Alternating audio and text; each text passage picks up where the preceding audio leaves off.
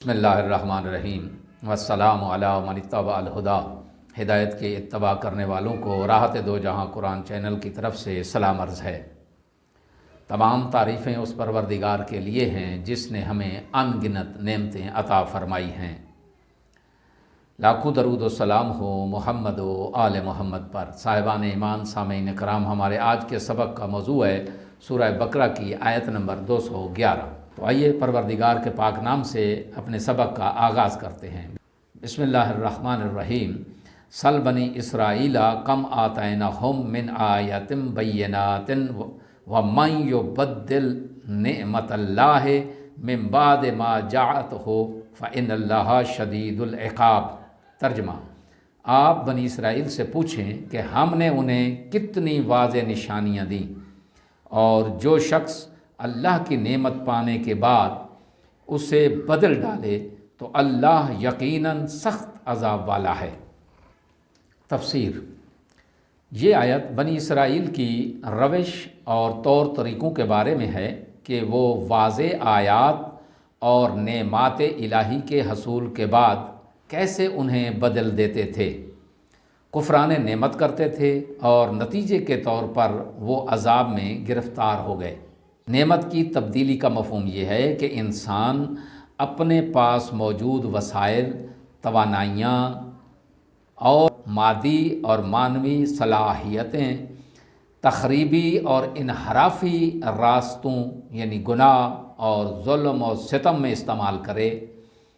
خداوند عالم نے بنی اسرائیل کو روحانی مربی بھی عطا فرمائے، ان میں سے طاقتور سربراہ بنائے، اور ہر قسم کے مادی اور معنوی اسباب ان کے تصرف میں دے دیے، لیکن وہ نعمت کی تبدیلی میں گرفتار ہو گئے۔ اس سے ان کی زندگی تباہ و برباد ہو گئی، اور قیامت میں بھی دردناک عذاب ان کے انتظار میں ہے۔ نعمت کی تبدیلی کا مسئلہ بنی اسرائیل میں منحصر نہیں ہے۔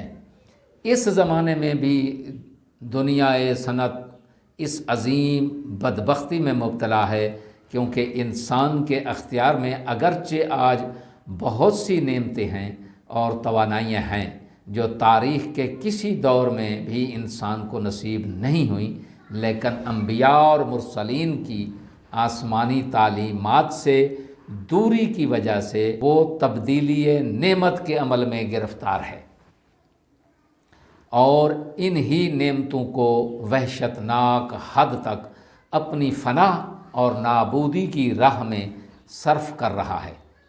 سل بنی اسرائیل یہ جملہ حقیقت میں اس لیے ہے کہ ان سے نعمات الہی کا اعتراف کروایا جا رہا ہے تاکہ وہ اعتراف کریں، اور اس کے بعد انہیں پوچھا جائے کہ ان وسائل اور ذرائع کے باوجود ایسا روز سیاہ تمہیں کیوں نصیب ہوا، اور کیوں آج تم دنیا میں پراگندہ اور منتشر ہو۔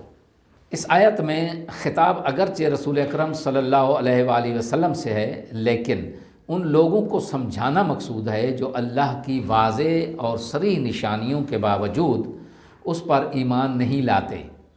بنی اسرائیل ہی کو دیکھ لیں کہ اللہ نے انہیں کس قدر صریح نشانیاں اور واضح معجزات دکھائے، اس کے باوجود وہ اللہ کی رویت کے منتظر رہے اور طرح طرح کے نامعقول قسم کے عذر تراشتے رہے۔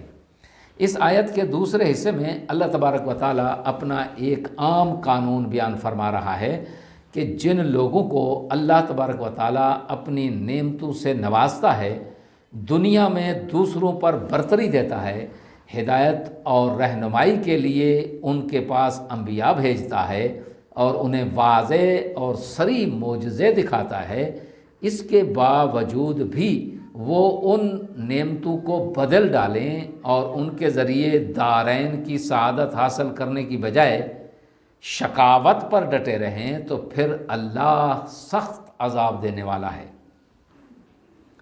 اس آیت میں بیان ہونے والے اہم نکات دو ہیں۔ پہلا نکتہ یہ ہے کہ دلائل، معجزے، ہدایت اور رہنمائی اللہ کی عظیم نعمتیں ہیں، اور دوسرا اس میں اہم نقطہ یہ ہے کہ آیات بینات یعنی واضح دلائل کی مخالفت کرنا کفران نعمت اور عذاب الہی کا موجب ہے۔ دعا ہے کہ خداوند عالم ہمیں کفران نعمت سے بچائے اور اپنی ہدایت کی نعمت سے ہمیں مالا مال فرمائے۔ سامعین سے گزارش ہے کہ وہ کلام پاک کو صحیح طریقے سے پڑھیں اور اس میں تأمل اور تدبر کریں تاکہ دنیا اور آخرت دونوں جہانوں میں کامیابی حاصل ہو۔